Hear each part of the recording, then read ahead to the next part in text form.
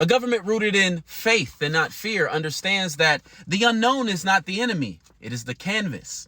It is the test. It is the only space where real human progress has ever emerged, and a society afraid of that space will always fall back into the arms of tyrants and traditions. Which is why the only governments worth building now are the ones that begin with humility, protect individual becoming, and are brave enough to admit, we do not know everything, but we are here to build a system that helps us learn.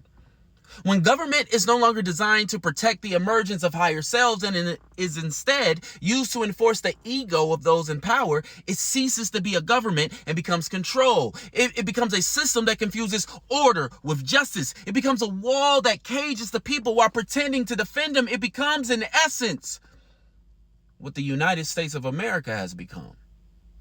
The United States Constitution. The Constitution of the United States is widely revered as one of the most influential governing documents in human history, but from the perspective of this framework, it is not sacred, it is insufficient. Not because it lacks intelligence, but because it lacks integrity. Not because it fails to create order, but because it was never designed to create justice. From the outset, the Constitution was drafted not to express the fullness of universal consciousness, but to contain it, to structure it in ways that only serve the few bodies in a very particular environment, namely white, wealthy, male landowners at a time in history where oppression was law and slavery was economy. This means that the document was not written from a place of matriarchal thinking.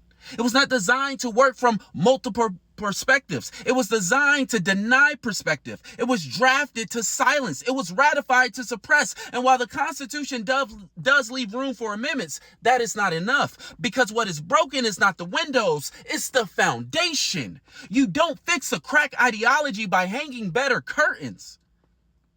If we understand that the self is a dance between universal consciousness, the body, and the environment, then the Constitution must be evaluated on how it protects each of these, and it fails, often catastrophically, at all three.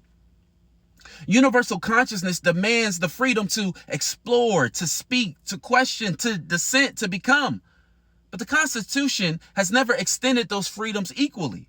The very idea of inalienable rights only applied to the ruling class, those whose bodies fit within an acceptable range of race, wealth, gender, and belief. The body, especially the black body, the female body, the disabled body, was ignored or outright enslaved in the Constitution. It was dehumanized in writing, not metaphorically, literally. The 3/5 compromise turned human beings into fractions of society rooted in that kind of math will never produce wholeness. The environment, our evolving social and digital world, is nowhere to be found in the Constitution. It cannot account for climate collapse, AI, global connectivity, or information warfare. It was not built for a living world. It was built to preserve the status quo of a dying one.